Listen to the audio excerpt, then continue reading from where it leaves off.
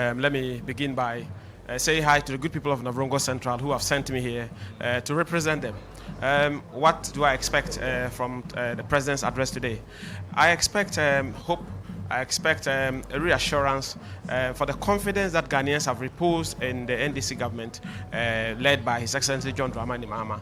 I expect that there will be a statement on the way forward, what he intends to do in building the country and resetting this country on the right path. You will agree with me that for the past 8 years, our country has been subjected to a lot of decimation. Things are coming together. You see confidence in the business community coming back. You see confidence in people in the agri sector coming back, and all of that. And so I expect that the people will thank the people of Ghana for electing him, and then assure them that nation building is about all of us coming on board and then doing what we need to do to get our country to deliver the jobs that we need, to deliver the roads that we need, and then the health difficulties that we go through. It's interesting you talk about delivering on job creation. For Labour, another concern they've raised is the mass revocation of appointments and the layoff of some government appointees by the last administration. Some have described it as unfair and not a proper use of state power. What are your thoughts around concerns on the revocation of appointments? Very simple. That there are processes for employing people. Whatever you use to employ people should be within the context of those rules. And if it's outside of that, then they have to be removed, or they have to sit aside and then allow the whole process to start all over again. It's not as if they've been sacked and that they will not be given an opportunity. It's just to look into how these people were recruited. I am sure you followed the developments at NEIP, NAPE. The fact that some of the staff there were not properly employed, and that they dumped party boys on the state who sit at home and almost do nothing. That is not right. Every Ghanaian should be given the opportunity based on merit to be able to apply and get a job. It shouldn't be job for the boys. Otherwise, we are not building a country. His Excellency John Dramani Mahama is looking to build a country that will make the best use of our talents, the best use of skills, and make opportunities available to everyone. I think you will not agree that jobs that are meant for Ghanaians who are qualified and experienced should just be given to party boys. I hope you agree with me on that.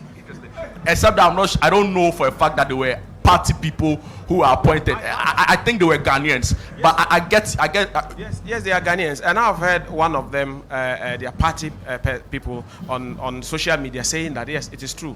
I mean, they didn't appoint them through the right way and didn't even regularize their appointments. I'm sure you would have heard that. All right, but let me come to another issue of significant concern to Ghanaians: the state of our environment. Galamsey is causing, a devastating effect to our environment, the quality of our environment.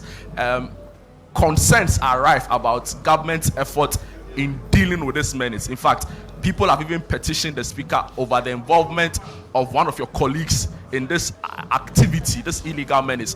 What do you envisage would be the president's, position as he prepares to give the state of the nation with regards to dealing with some environmental challenges, particularly on Galamsey?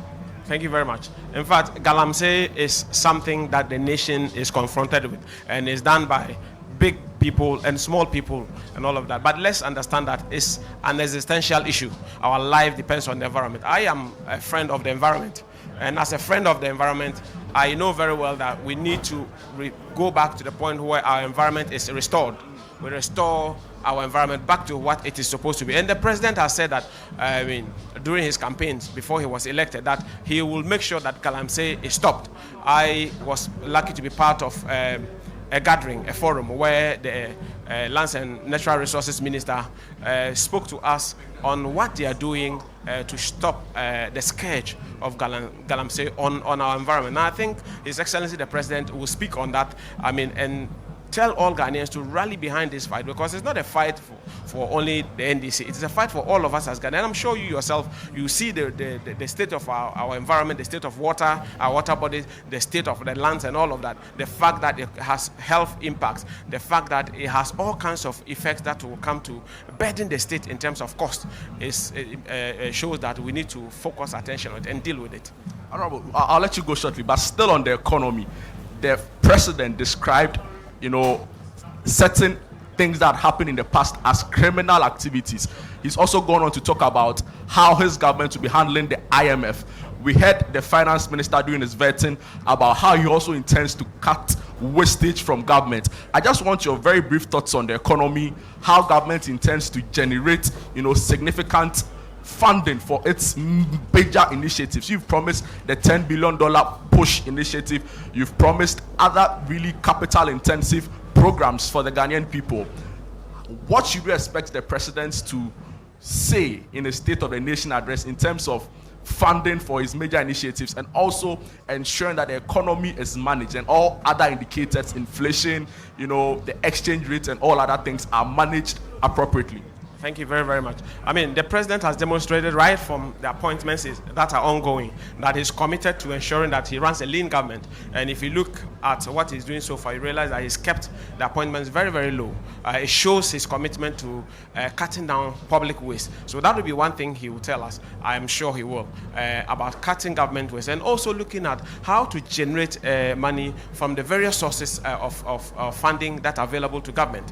I mean, there are a lot of things that we need to cut down. If there are areas for example, travel, foreign travels, members of government have been told that you cannot travel on first class or even on priority seats, So you travel on economy because you are working for the state. He has cut down on the number of benefits that are supposed to go to most of the people that are in government. Aside from that, I look forward to him telling us how the agribusiness will generate money for us. I look forward to him telling us how the road sector, road tools coming back and all of that, how we'll be able to generate money to build our roads, because you know that our roads are very bad.